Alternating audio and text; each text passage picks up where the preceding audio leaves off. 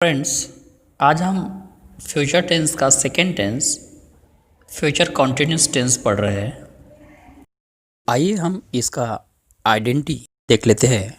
इस टेंस में हिंदी के वाक्यों में आखिरी में रहा होगा, रही होगी और रहे होंगे ऐसे शब्द आएंगे।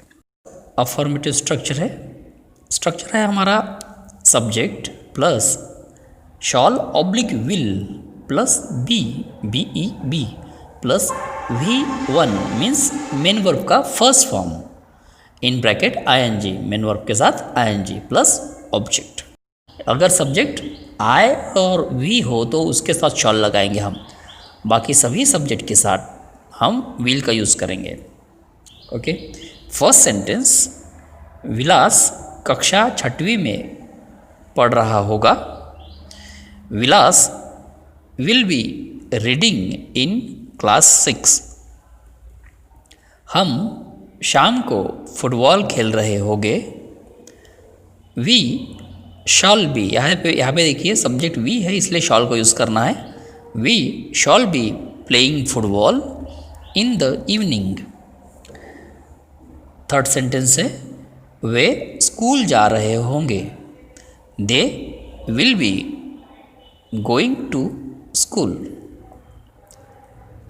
लास्ट सेंटेंस, मैं अपने घर से आ रहा होऊंगा। I shall be coming from my house. ये हमारे अफर्मेटिव सेंटेंस हो गए। अब हम देखते हैं नेगेटिव सेंटेंस।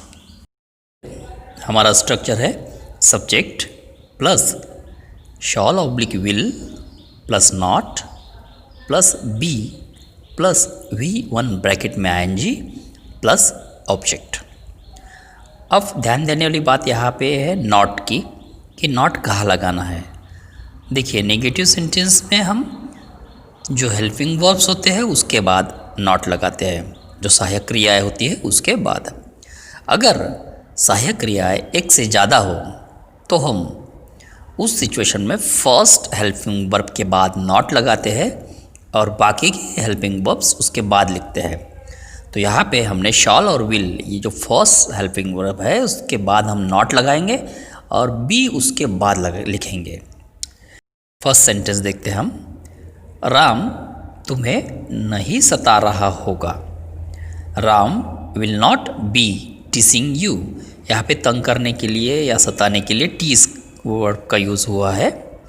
सेकंड सेंटेंस, वह इस समय नहीं पढ़ रहा होगा। He will not be studying at this time. इस समय के लिए at this time. Next, Tonu car साफ नहीं कर रहा होगा।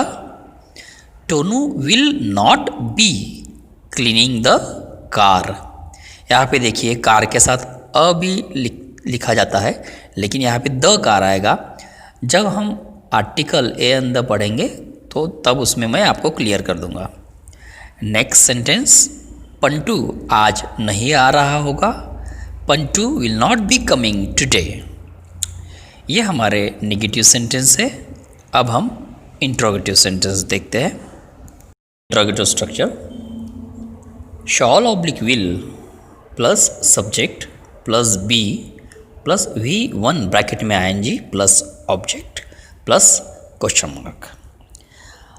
और इसी में इंट्रोगेटिव प्लस नेगेटिव जो स्ट्रक्चर होगा वो होगा shall oblique will plus subject plus not plus be plus V1 bracket में ING plus object plus question mark. देखिए जिस प्रकार से मैंने आपको बताया है कि नेगेटिव में हेल्पिंग वर्ब के बाद नॉट लगाना है, वैसे ही इंट्रोगेटिव प्लस नेगेटिव में हम लोगों को सब्जेक्ट के बाद नॉट लिखना है। एग्जाम्पल, क्या वह शोर मचा रही होगी। Will she be making a noise question mark. क्या हम कल इस समय खेल रहे होंगे। Shall we be playing at this time tomorrow question mark. क्या तुम खाना नहीं खा रहे होगे, विल यू नॉट बी। यहाँ पे देखिए खाना खाने के लिए जो मेन वर्ब का यूज़ होगा वो आप ईट का भी यूज़ कर सकते हो और यहाँ पे टेक का भी यूज़ कर सकते हो। Will you not be eating food. तो ये हमारा आज फ्यूचर कंटिन्यूस टेंस कंप्लीट हो गया, जिसमें हमने अफर्मेटिव, नेगेटिव और इंटरोगेटिव तीनों प्रकार के सेंटेंस और इंटरोगेटिव प्लस नेगेटिव ये भी सेंटेंस हम लोगों ने देखे हैं। आप इस टेंस की प्रैक्टिस कीजिए। जैसे हमने अभी यहाँ पे जितने सेंटेंस देखे हैं, आप अलग अलग मेन वर्ब का और सब्जेक्ट का यूज़ करके इस टेंस की प्रैक्टिस कीजिए। नेक्स्ट लेक्चर में हम फ्यूचर परफेक्ट टेंस पढ़ेंगे।